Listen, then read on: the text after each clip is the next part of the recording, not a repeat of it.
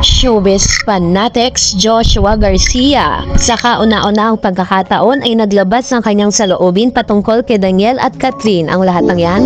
But before that, if you haven't subscribed yet to my YouTube channel, please don't forget to like, share, and subscribe. At hit mo na rin ang notification bell for more showbiz updates. Bago tayo magsimula sa ating updates for today's video, of course, nais ko po muna magpasalamat sa lahat ng mga legit viewers, subscribers, at ang lahat ng mga legit na nagmamahal at sumusubaybay sa lahat ng ating mga updates. Maraming salamat po.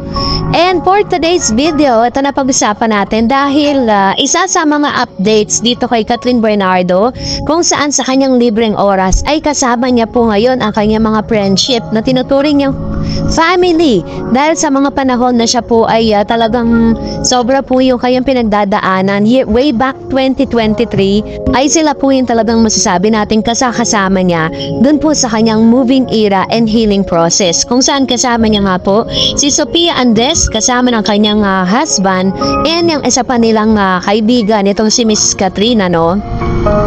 They really spend the whole night sa kanilang mga kaibigan, pero hinahanap kasi natin kung sino pa po yung isa nilang kasama kasi kung sila po kung eto pong lahat ay kasama nila, sino yung nagpipicture sa kanila. So ilan sa mga spekulasyon na lumalabas sa tila baga na talagang ipakilala ng formally ni Miss Catherine Bernardo ang isang Alden Richards sa kanyang mga kaibigan. Katulad po ni Sophia Andres sa tinuturing niyang close friend, best friend at family niya, no? So, yan po yung ilan sa mga updates dahil ito po talaga yung hilig ni Miss Catherine Bernardo ang kumain, ano? Talaga yung kanyang bonding time para sa kanyang mga kaibigan at sa lahat ng kanyang mga talagang masasabi mong friends niyan sa showbiz at non-showbiz. Sabi niya nga po noon, 'di ba, parang sa oras na kung saan talagang sobrang hirap ng pinagdadaanan niya, doon niya nakilala yung mga totoong kaibigan.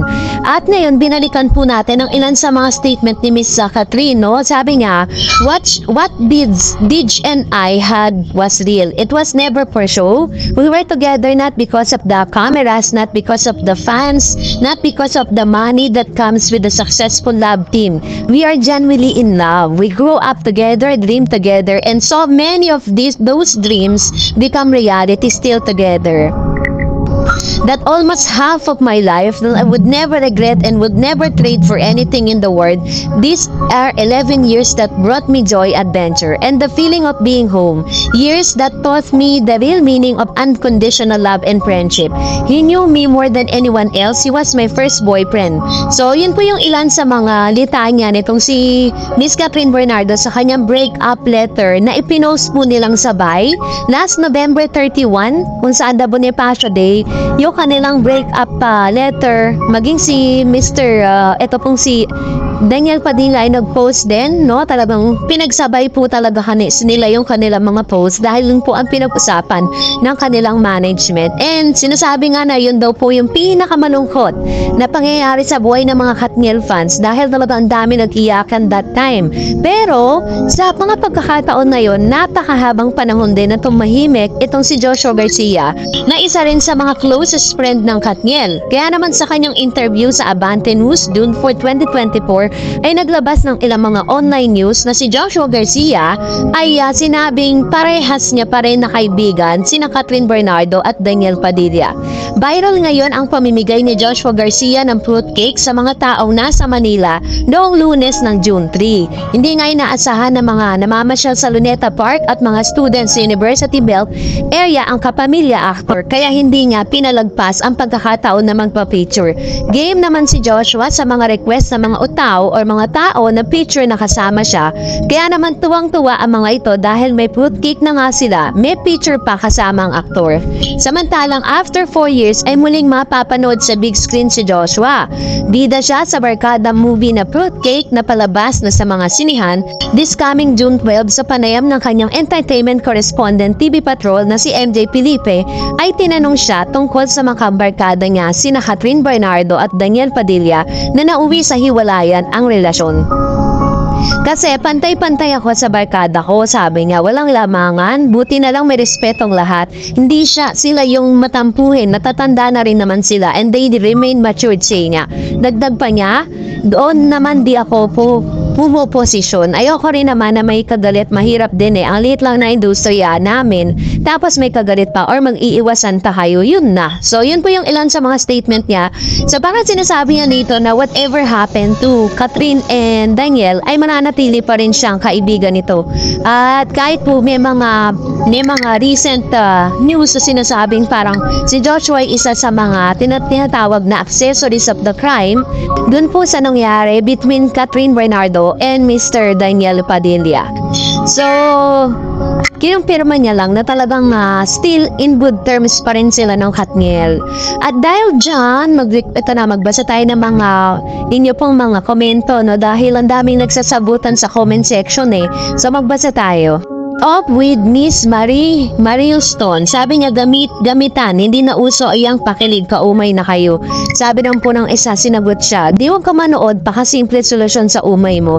Yan. So marami kasi mga talagang bashers po sa comment section. Pero syempre, that's your rights. That's your, yung boses mo yan eh. Kaya, let's respect one another's opinion. Sabi ni Josepina Jones, tama na ang publicity. Oo na, mabait si Alden. Marami mga bababait na artista, mapagmahal sa magulang at lola.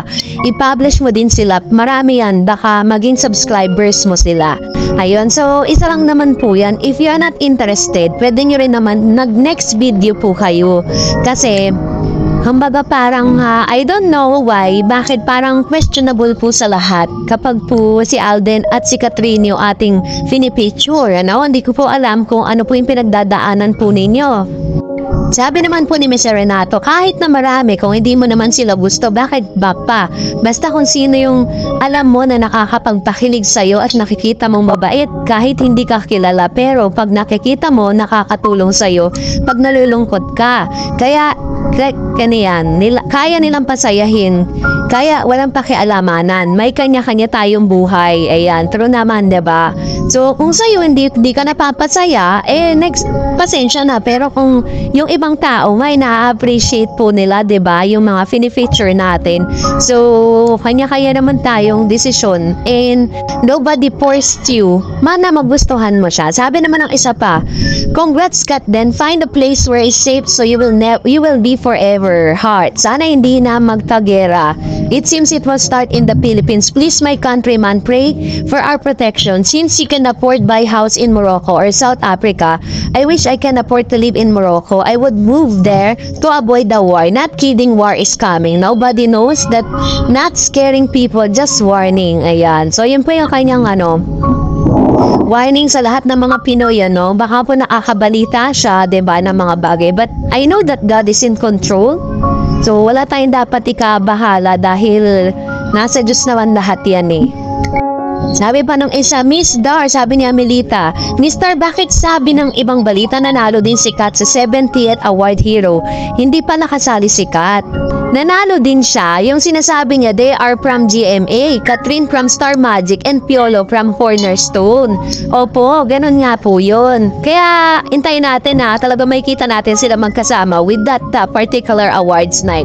And that's it for today. For more videos and updates, please don't forget to like and subscribe. And please don't forget to follow my Facebook page, Dar Eds TV. God bless everyone!